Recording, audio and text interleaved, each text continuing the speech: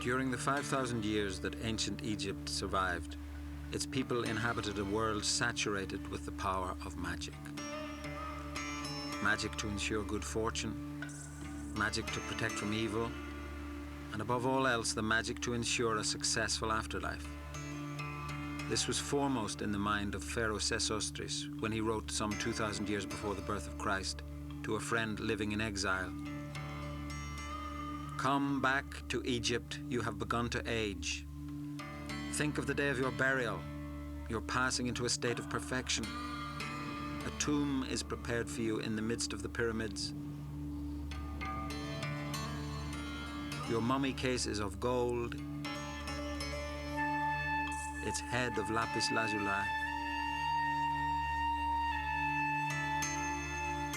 A funeral procession is made for you on the day of burial.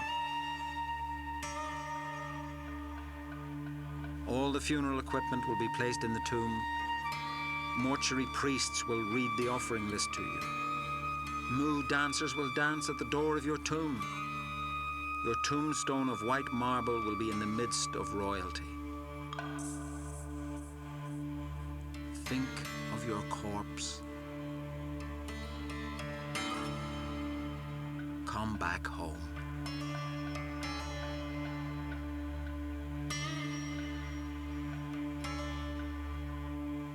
You must not die abroad.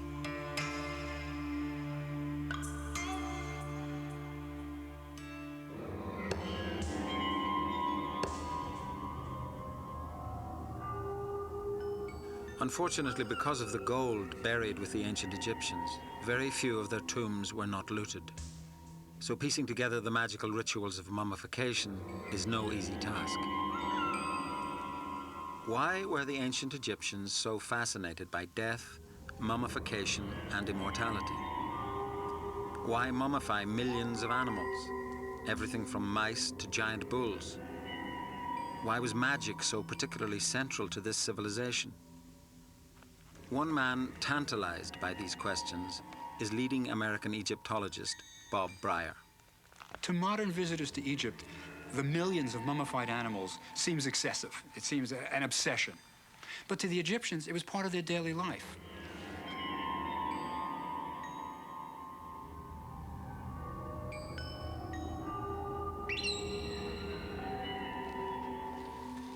These galleries are a testament to faith. Each pot contains a mummified falcon, like this guy peeking out here. They were brought by pilgrims, one at a time, asking the gods for a favor, perhaps to be healed. They show how much the mummification industry was involved in the ancient Egyptian civilization. There were men who created the pots. That was one industry. There were people who raised the falcons. There were people who wrapped the falcons. And there must have been a small city around these galleries just supplying the pilgrims who came to be healed. There are more than 1 million of these falcons, brought one at a time by pilgrims. The galleries extend for more than a mile.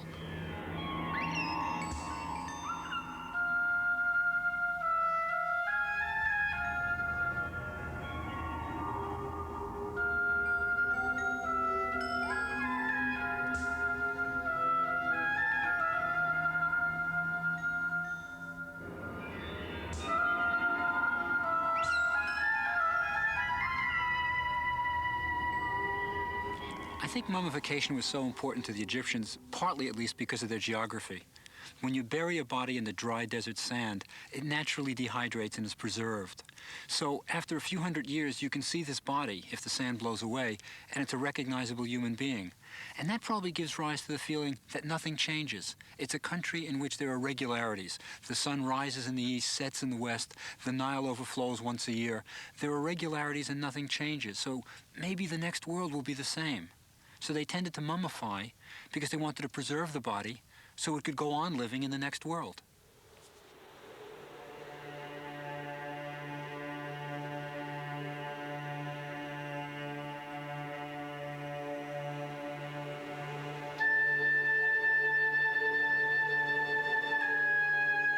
And to go on living in the next world, the Egyptian pharaohs created for themselves giant magical tombs to protect their mummified bodies.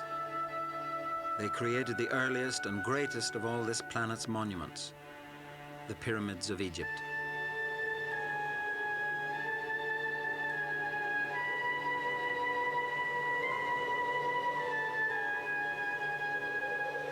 The earliest is at Saqqara, built around 2630 BC. Its stepped sides already pointing towards the shape later pyramids would achieve.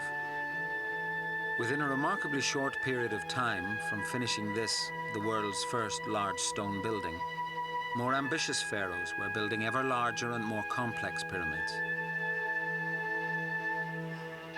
The bent pyramid still has much of its gleaming white outer casing stones intact, giving some idea of what a newly finished pyramid would have looked like.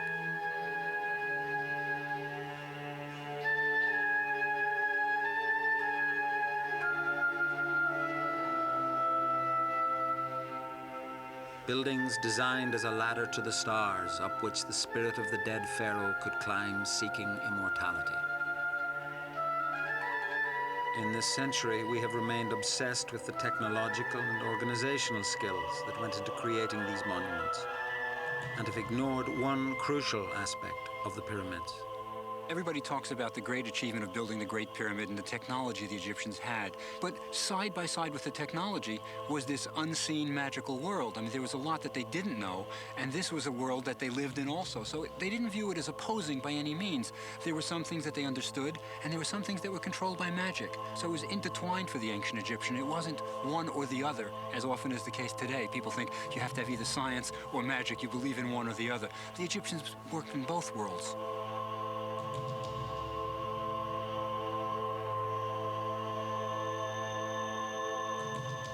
The pyramid tomb of the pharaoh was constructed whilst he was still alive, so that all would be in order for his funeral. The Egyptians were resurrectionists. They believed that the physical body that you had in this world would actually get up and go again, resurrect, in the next world. And that's why they turned to mummification, because it was crucial that your body be preserved so you could enjoy all the pleasures of this world in the next.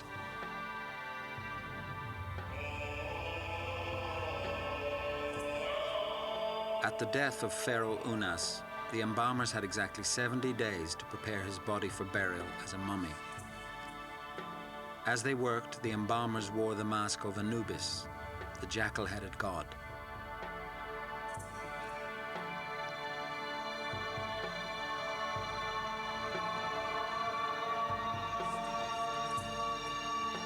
On the day of burial, the mummified body of Pharaoh Unas was taken up this causeway, once entirely covered with only a narrow slit in the roof to let in light.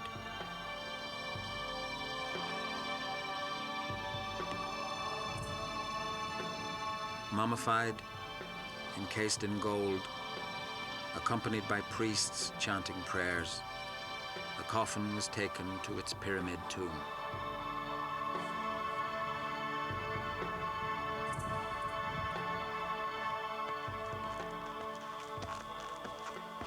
Here at the entrance to the underground chambers of Unus's pyramids, one of the first spells that he had carved reads, "Unus does not give to thee his magic." Of all the things Unus wanted to take into the next world, at the top of his list were his magical powers.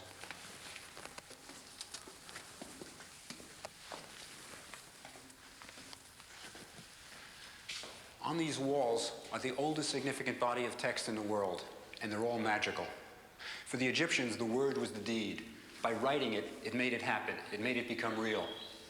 One spell over here, up there, is where Unus says, "Unus feeds on the lungs of the wise."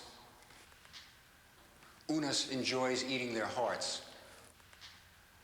Unus is pleased because their magic is in his belly. So Unus would go to the next world not only with his magic, but with the magic of others. It's from these walls that flowed a tradition of 3,000 years of magic. In the Pyramid of Unas, there are spells written on the wall, beautiful spells, which were then plastered over because they were wrong. They had made a mistake copying them. And then they recarved the spell because it was important to get it right.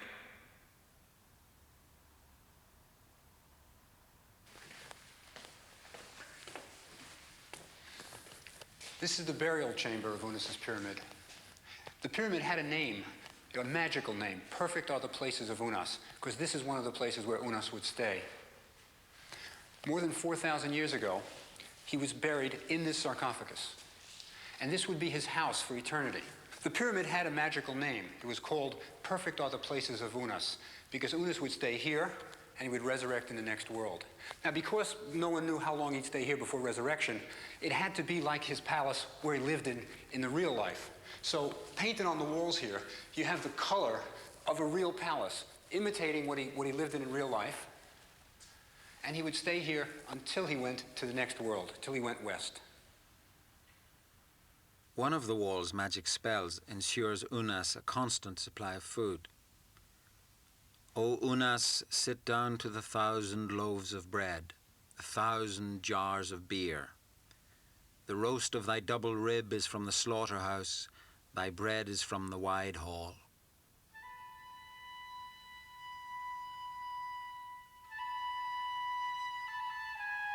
The walls of Egyptian tombs provided other forms of help for the afterlife. Servants were depicted to help their master in death as they had served him in life. This was art in the service of magic. So the body has to be drawn with 2 legs and 2 arms. No one wants a one-armed servant for all eternity.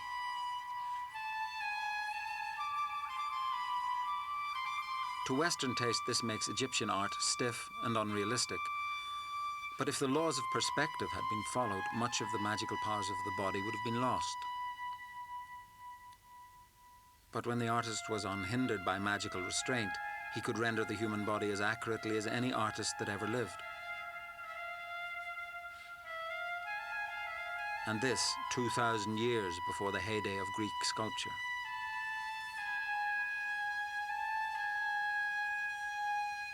All this emphasis on death, mummification, and the tomb doesn't mean the ancient Egyptians were a gloomy and morbid race. On the walls of their tombs, they depicted the life of the Nile Valley, the life they loved and wished to continue after death.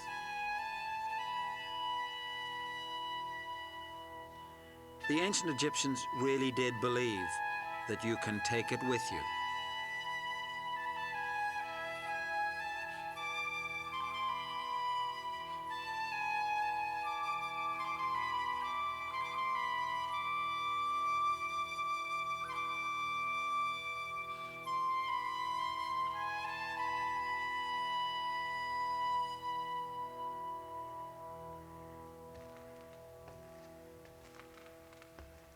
The ancient Egyptians mummified all kinds of animals, from beetles to crocodiles.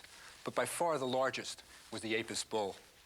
Unlike the cats and ibises, which were mummified by the millions, raised to be sacrificed as offerings to the gods, there was only one Apis alive at any one time, and he had special markings, wings on his back, double tail hairs. When he was alive, he was kept in a temple, perfumed, pampered. When he died, he was buried with full ritual worthy of a god in one of these chambers. There are dozens of them here in the Serapeum, the burial place of the Apis bull.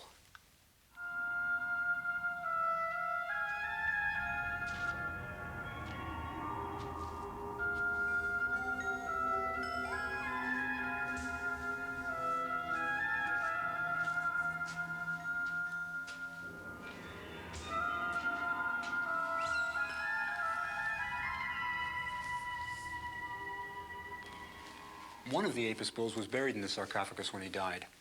There's a simple prayer scratched here on the surface. It says, "For the Apis, the beloved, may he be given life, stability, prosperity forever."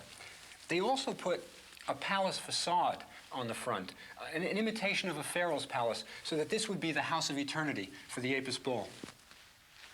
We don't know the pharaoh during whose reign this cartouche was carved. It's blank. It was left blank so that it could be filled in when the burial occurred, but they just forgot it. The 65-ton sarcophagus, the 20-ton lid, it wasn't adequate to protect the body of the Apis. The gold, the jewels were probably too much of a temptation for the thieves.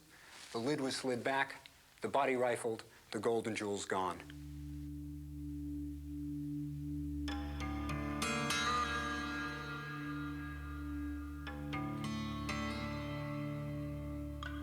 The ancient Egyptians mummified their bodies so they could enjoy eternal life. But how did they do it? These bodies were mummified at about the same time as the ancient Britons were finishing Stonehenge. And yet the hands, the fingers, the face are all perfectly preserved. Bob Breyer decided that the only way to answer these questions was to carry out a unique experiment. No one had mummified in the Egyptian style in 2,000 years, so there were many questions about details of how it was done that had to be answered. My feeling was the only way to answer these questions was to actually do a mummification, to take a modern cadaver and mummify it as the ancient Egyptian embalmers did. When we finally did the mummification, it was done at the University of Maryland's medical school. And the cadaver was simply a medical donor, a body donor, someone who had given his body to science. And this was the scientific project that it was selected for. The first thing I needed were the instruments. Using replicas of ancient Egyptian instruments found at excavations, I had a silversmith fashion these out of the same metal that the Egyptians used. For example, this is bronze. It's 88% copper, 12% tin, just like the Egyptians. Now, we thought that these would be the ones that we would use that would be the most serviceable, cutting in and making the incisions. Actually, we were wrong. When we first started, they dulled very quickly and weren't the best thing to use. What the Egyptians actually used, we figured out, was obsidian flakes, sharp volcanic glass. And when we finally made the incision, the abdominal incision to remove the organs, this thing opened it up like butter. And this is what we found to be the best. When we began the mummification, we removed the internal organs. Just like we knew from ancient Egyptian mummies that we had studied, the incision was made on the left side. And from it, we took out the internal organs one at a time. And they're removed because they're moist tissue and have to be taken out or else you get decay. Once they're removed, we have to dehydrate the body.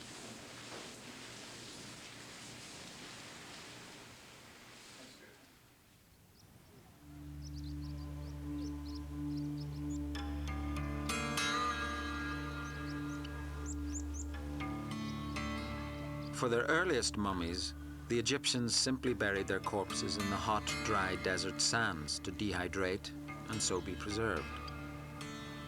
But once they evolved pyramid burials, they needed new methods to protect the corpse from the inevitable decay caused by burial in an underground tomb. They turned to an area of low salt flats and shallow lakes 100 miles north of Cairo. 2,000 years later, Bob Breyer retraced their steps.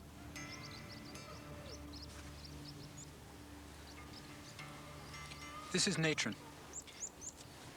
It's salty to the taste because it's basically baking soda with salt as an impurity. The ancient Egyptians came here to get their natron for mummification. Today it's called the Wadi Natrun, but in ancient times they called it the salt fields. Natron was also called netchery to the Egyptians, divine stuff, because they used it for purification as well as dehydrating their mummies. I needed 600 pounds of this for my mummification. Once the brain and organs are removed, and they're removed because they're moist tissue and have to be taken out or else you get decay, once they're removed, we have to dehydrate the body. And this is where the natron comes in, the compound of baking soda and salt. We covered the body with natron, this dehydrating agent, and then placed the body in it in a small room that we had constructed to simulate an embalmer's tent. It was low humidity, and we had a high temperature of about 105 degrees. And the body was left there for 35 days untended. The question is, after 35 days in this hot room, what would we have? And when we went into the room for the first time and removed the natron, there was a smell, but not a smell of putrefaction. The body was not decaying by any means. And we removed the natron, and what we had basically was a mummy.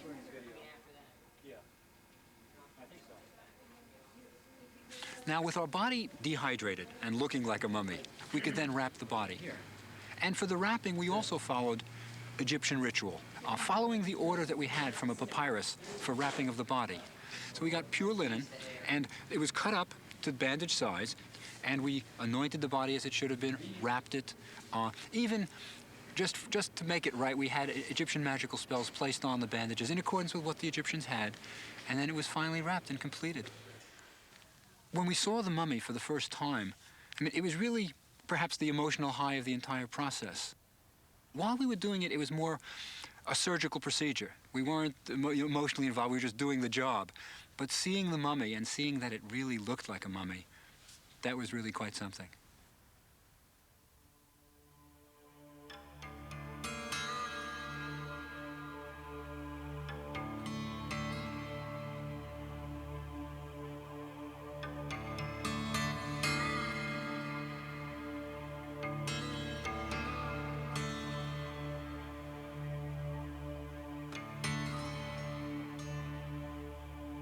In a world saturated with magic, every Egyptian wore a special charm, an amulet to ward off evil and ensure good fortune.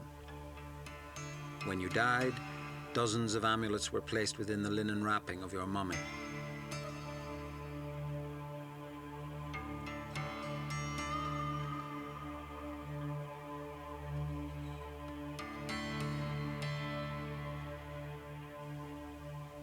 And if you were a pharaoh, magic jewelry of unimaginable complexity and design were hung around your neck.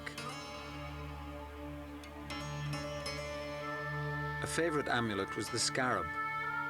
The Egyptians were especially fond of puns, and the hieroglyph for beetle also meant to exist. So if you wore a scarab amulet, your continued existence was assured.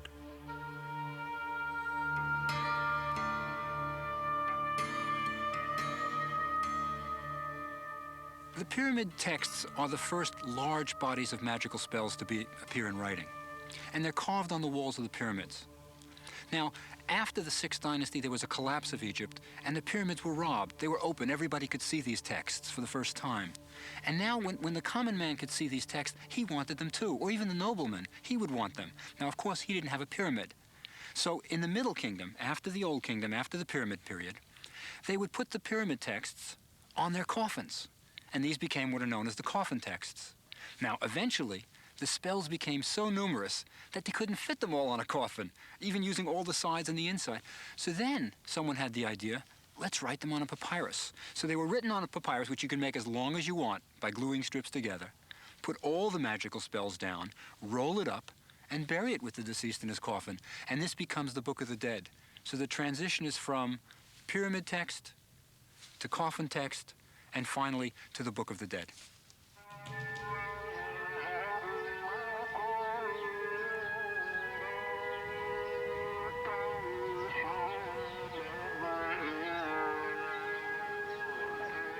In the New Kingdom, the time when the Book of the Dead was popular, Egyptian pharaohs built vast temple complexes with great echoing halls and a tiny, dark inner shrine at its heart, where only the pharaoh and high priests could worship.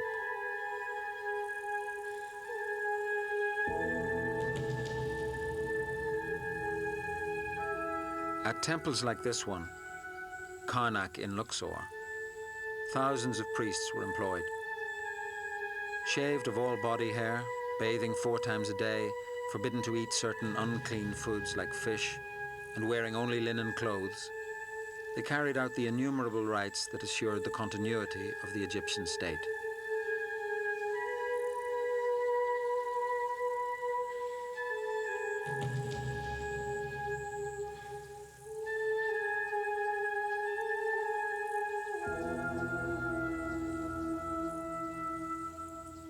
For the most part, in ancient Egypt, the magicians were the priests. If one had a dream to be interpreted, if one needed a magical spell, you went to the temple, and the priest, who was trained in the house of life within the temple, would give you the spell, give you the cure, do whatever you needed. Magicians were probably a significant part of the daily life of the ancient Egyptian. They believed that their entire world was permeated with magic. If someone got ill and didn't know the cause, it was magic. If someone had a dream, it foretold the future, and he had to have it interpreted. So it was part of their daily lives, magic. Probably in the villages, there were lay magicians. These were people who wouldn't have been trained, but had some knowledge, a little bit like our midwives today, and they would do the same services, but perhaps not so skilled.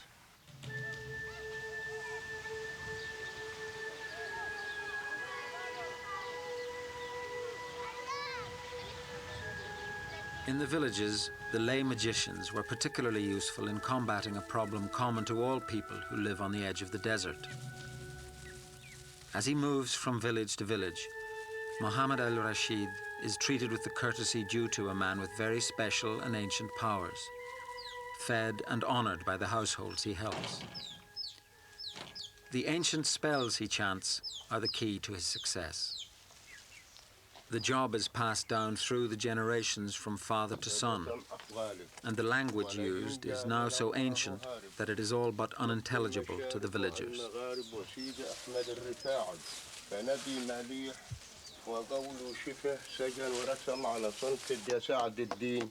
بسرك يا أحمد يا رفاعي بفضلك وعزم وكبر وحج وطاف البيت. Sometimes the magic is powerful enough for the snake to come to the snake catcher out of its own free will. يغلب على الله غالب. بسرك يا أحمد يا حسان يا رفاعي يا رفاعي مدد نظرة يا رفاعي مدد بهدد يا أحمد يا طيب مدد يا حسن. But not this time. بفضل الله ولا غالبا يغلب على الله غالب. بغسل أحمد الرفاعي الشريف بفضل الله ولا غالبا يغلب على الله غالب. ده أنا أجزت عليك بالله والنبي. كبر وحج وطاف البيت وأشور الرفاعي.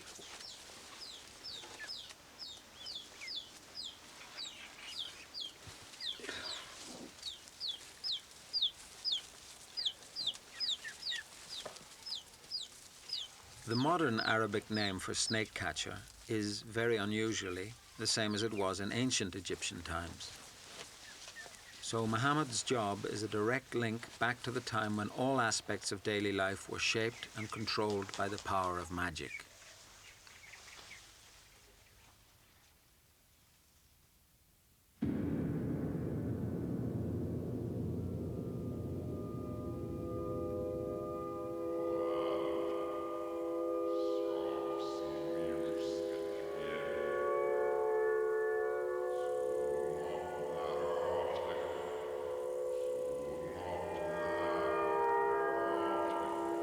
Dreams were very important to the Egyptians. They believed that every dream was prophetic, so it became important to have it interpreted.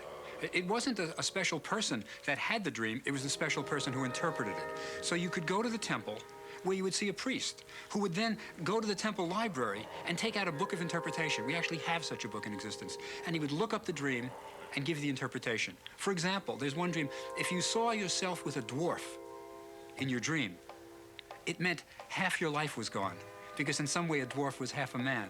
So the interpretations were somewhat straightforward usually.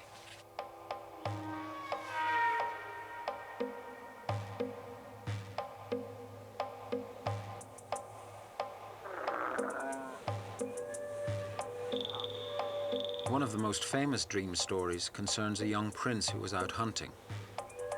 At noon, tired by his exertions, he slept near where the Sphinx lay partially buried in the sand. He dreamt that the Sphinx spoke to him, saying that if he cleared away the sand that covered it, the young prince would become pharaoh. The prince did clear away the sand and did become Pharaoh Thutmose IV.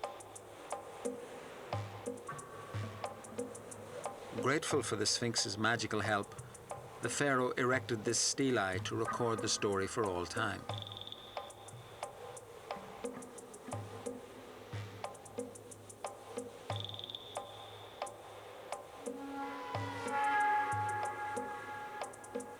I think part of the reason that magic is so important to the ancient Egyptians and ancient peoples in general is that when the world isn't fully understood, when we don't really know what guides certain physical phenomena, then we resort to magic. Magic was used by the ancient Egyptians for any purpose they wanted. If you wanted to be healed, you could resort to magic. If you wanted to make sure that a lover would meet you at a certain time, there was a spell for that. 3,000 years before modern voodoo, the Egyptians were using little wax figures like this one for both good and bad purposes. If someone were using a figure like this against you, he might perhaps cut it with a knife or stick pins in it. Now, if someone were doing that, you might need this, a magical wand. This one shows animals devouring your enemies.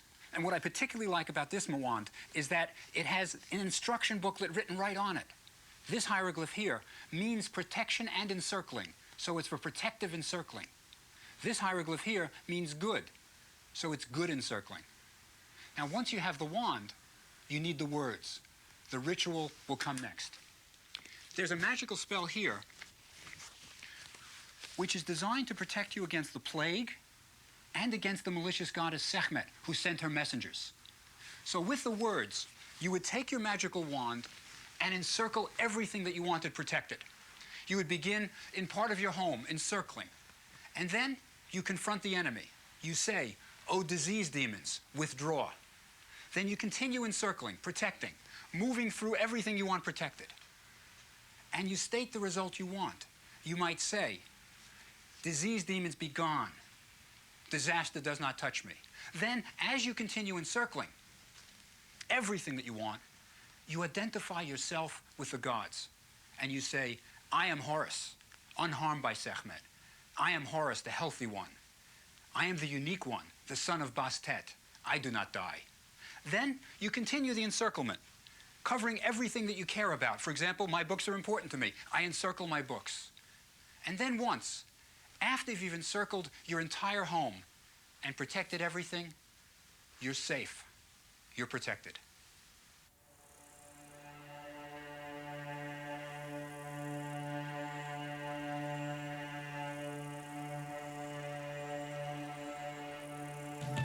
Defining magic isn't easy, but it seems to be something beyond the natural, something supernatural. For the Egyptians, they resorted to magic when they had a specific goal. If you wanted to curse someone, if you wanted to ask for a specific request of the gods even, you would resort to magic.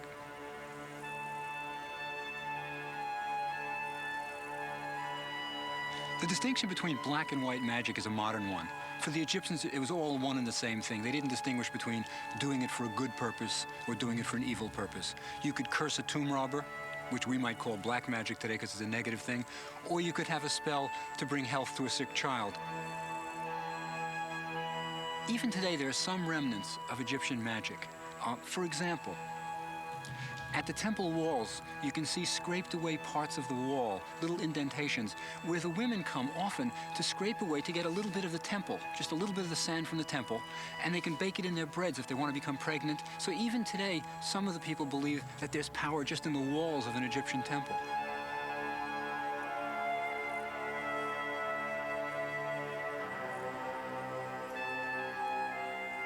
During the time of Tutankhamun, the New Kingdom, there was a change in burial practices of the royalty.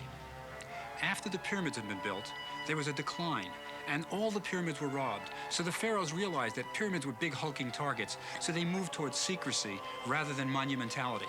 So they buried their dead in the Valley of the Kings. And that enabled them to do something.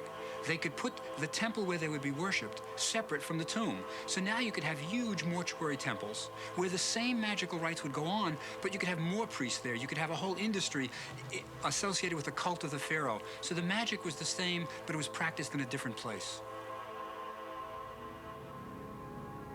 Deep in a cleft in the valley walls lies the tomb of the pharaoh Thutmose III.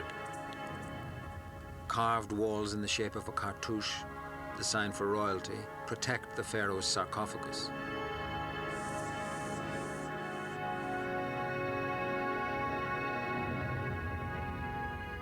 And on the walls are the magical spells he will need to guide him through the hours of darkness. The spells start by announcing, "These are the writings of the hidden chamber. This is the knowledge of the power of those in the underworld." These magic spells guide the pharaoh on his bark as he sails downwards into the very depths of the underworld.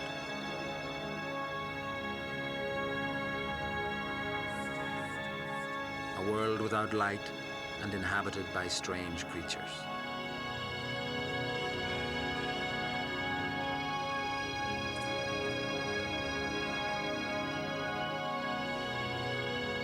Then there is a sound like the roaring in the sky during storm, and the power of the king bursts upwards from the underworld towards his immortality, helped by the ever-industrious scarab beetle.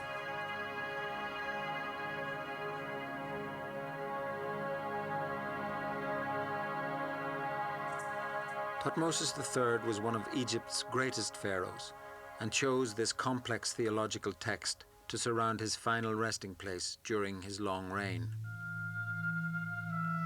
130 years later, a minor pharaoh was buried after a short reign and hurriedly put in the only space available in the Valley of Kings.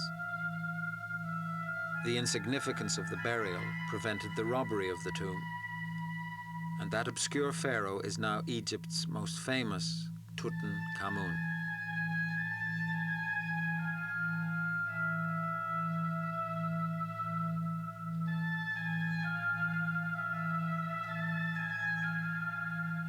Of all the pharaohs buried in the Valley of the Kings, Tutankhamun is the only one still left in his coffin. In 1968, a team of scientists was allowed to open up the tomb for the first and only time since Howard Carter discovered it in 1922.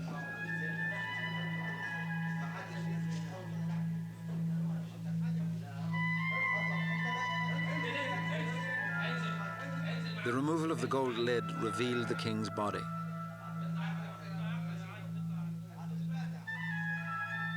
Watched by tourists, the team unwrapped the protective layers left by Carter and revealed the face of Tutankhamun.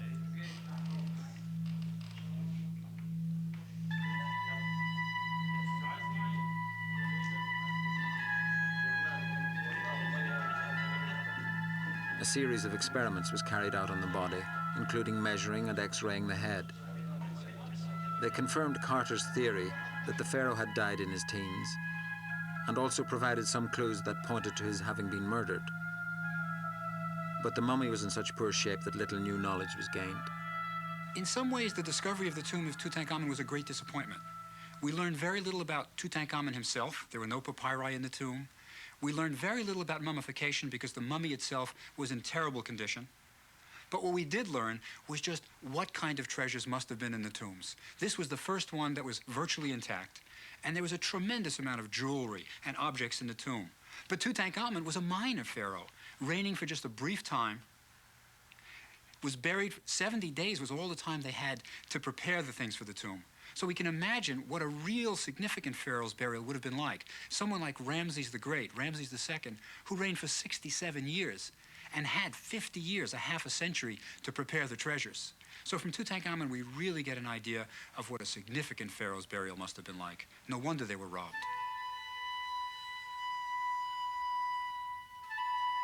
Tutankhamun took with him to the grave everything that ritual or personal preference dictated he would require for a happy and contented existence in the next life.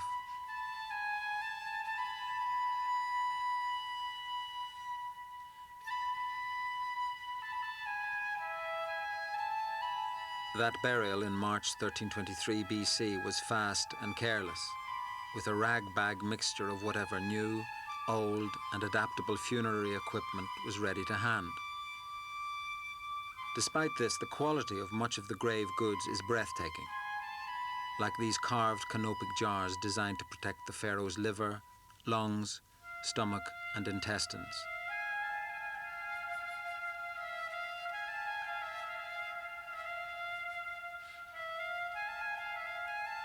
Of all the things discussed about Tutankhamun's tomb, the one that's most discussed is the curse. The truth is, there was no curse. Tutankhamun was buried hastily. He died suddenly. They didn't have time to prepare the usual accoutrements for a burial. And while the Egyptians sometimes did have magical spells to protect the tomb, Tutankhamun had none. It's often said that people working on the tomb died suddenly and quick. It's not true. There was one sudden death, of course, the famous one of Lord Carnarvon, who died from an infected mosquito bite. But other people who worked on the tomb lived normal lives, full lives. Howard Carter lived on decades after. And there's even one person still alive who was a small boy working at the tomb and is still to this day a guide in Luxor, the senior guide in his 80s. So there was no curse, and not that many people really died suddenly.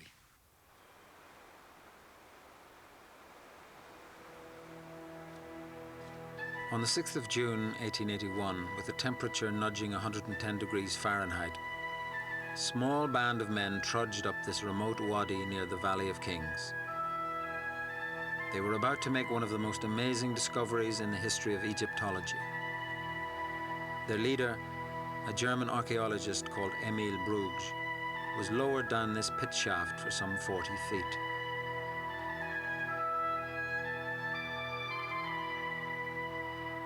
At the bottom was a tiny doorway which led to a narrow corridor carved in the rock.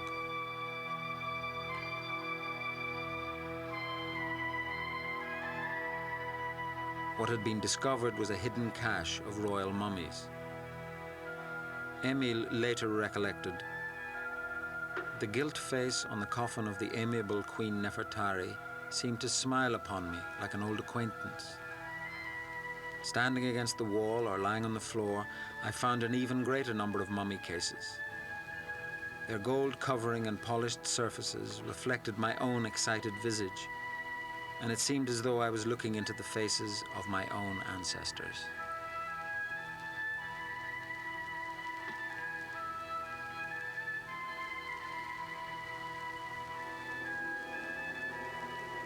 As Emil Bruges translated the hieroglyphs on the coffins, it became clear he had discovered a roll call of Egyptian history.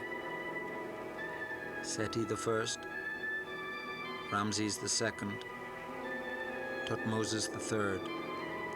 It was as though a European tomb had simultaneously yielded the bodies of Churchill, Napoleon, and William the Conqueror.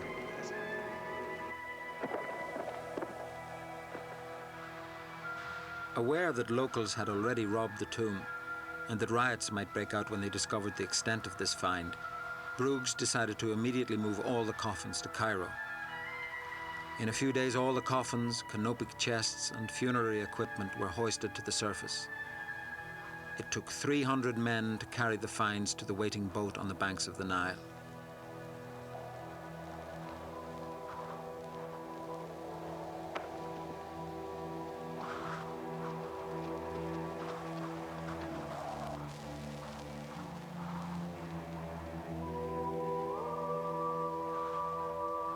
Documents found with the mummies told a melancholy tale. The Valley of the Kings was no longer safe.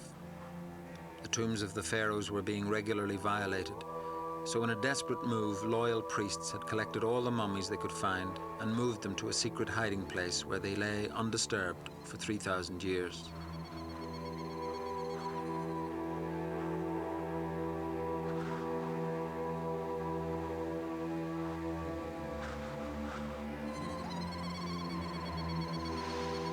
When word of the departure of the royal cargo became known, village women gathered to line the banks of the Nile and chanted their cries of mourning, just as their remote ancestors marked the passing of the pharaohs.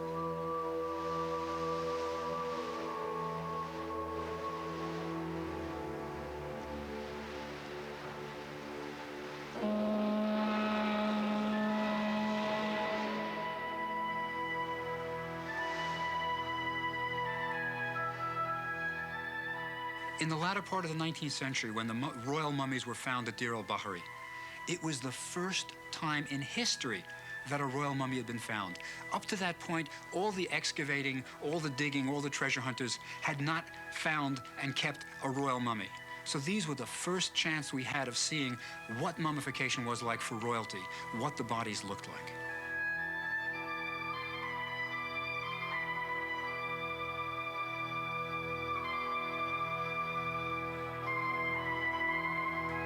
One of the interesting things about the Deir el-Bahari cache was that for the first time we saw the mummification techniques for royalty. Here we had a dozen mummies of the pharaohs of Egypt and could see what they did. This is where we saw for the first time the brain is removed in royalty very carefully through the nose. And there's a bit of pathos to the Deir el-Bahari cache. It shows that they couldn't preserve the safety of the Valley of the Kings. Egypt was declining, and these tombs had all been robbed. So during the 21st dynasty, they had been gathered together by the pharaohs of the 20th, 21st dynasty, placed for safekeeping in another place outside of the valley because they couldn't take care of it. It was the twilight of Egypt. It was starting to decline.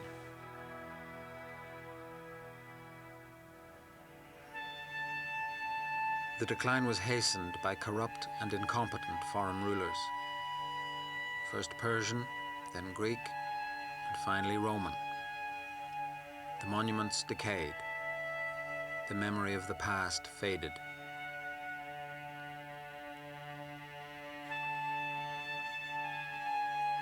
These giant statues once marked the site of the mortuary temple of Amenhotep III. In 27 BC, one of the two statues was partly shattered by an earthquake, and thereafter at sunrise gave out sounds like the twanging of a harp. Greek visitors, ignorant of their true history, identified the statues as Memnon, a hero of the Trojan War whose death the statue lamented with its unearthly cries. And they wrote on its base their admiration for their mythical hero. But thy son who, never sated, dreadful battle now was seeking, dumb in Troy and Thessaly, rests now never speaking.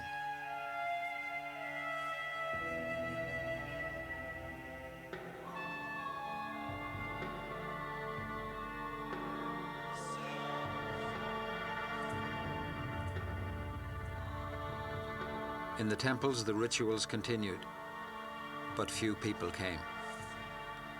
The ancient rites were performed, but new, more vigorous religions like Christianity were drawing the faithful away from the old gods.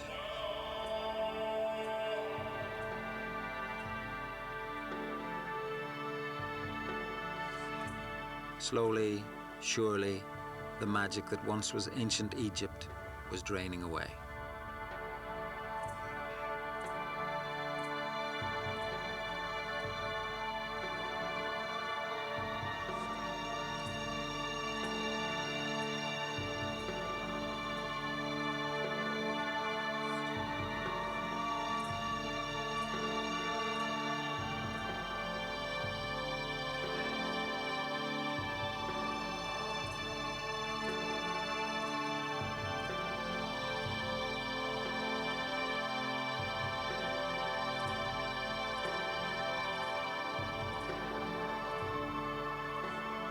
At the end, still nervous of the powers of the old religion, local people vandalized the temples, carefully chipping away at the hands and faces of the once all-powerful ancient gods, cutting with their copper chisels the feared images into harmless relief.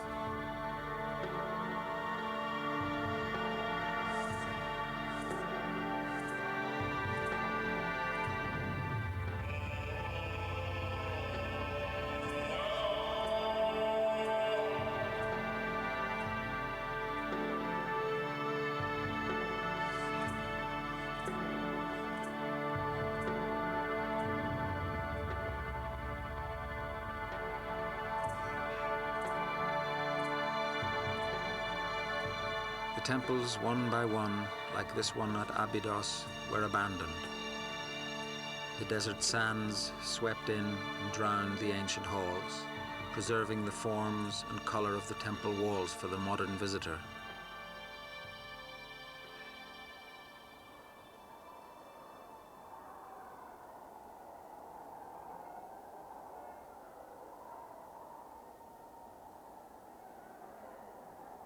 And out in the desert, beyond the temple of Abydos, is a spot once considered the most holy and special of all the sacred places of Egypt. Once a year, it was believed, down through this gully in the cliffs, the spirits of every single dead Egyptian would pass on their way to pay homage to Osiris, the god of the dead.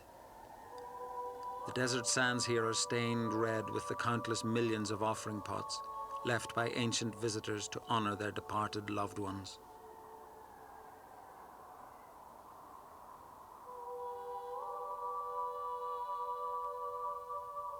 This was a magical, spiritual center for 4,000 years, longer than Jerusalem and Mecca have been hallowed.